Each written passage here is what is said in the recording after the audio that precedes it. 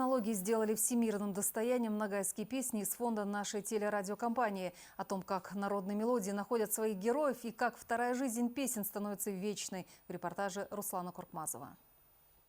Ногайская Орда – это не только герои бескрайних просторов, но и древняя культура. Отважные кочевники не только расширяли свои степи, но и на широкую душу исполняли ногайские песни.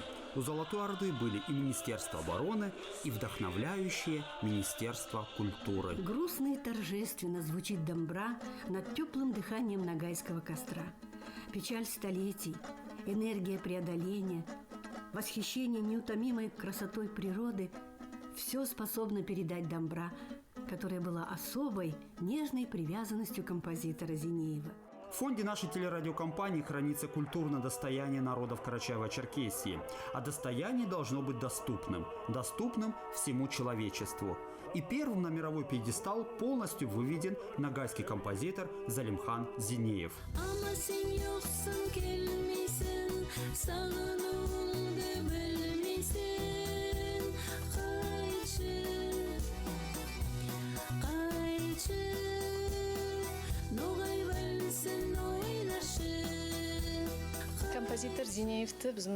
Оцифровка произведений нашего известного композитора Залимхана Зинеева дает вторую жизнь его песням.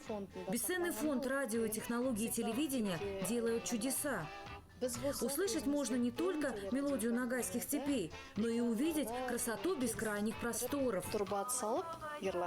Когда жил и творил Залимхан Зинеев, не всегда были технические возможности запечатлеть ногайские мелодии. Но когда композитор талантлив, ничего не теряется. Есть бесценные ноты, которые стали песнями, а песни народ признал родными. А все родное – это и есть золотой фонд нашей телерадиокомпании. А из глубин фонда в новый цифровой свет Залимхана Зинеева вывела заслуженный журналист Карачаево-Черкесии Светлана Шендрик.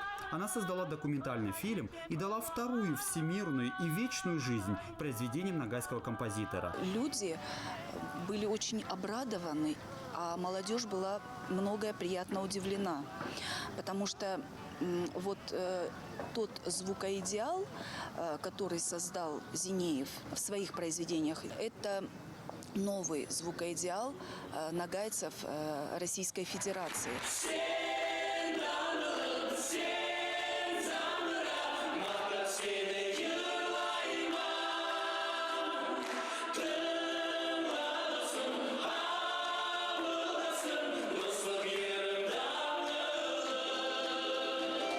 Руслан Куркмазов, Светлана Шендрик, Светлана Шаганова и Расул Бердиев. Культурные вести. Карачаево-Черкесия.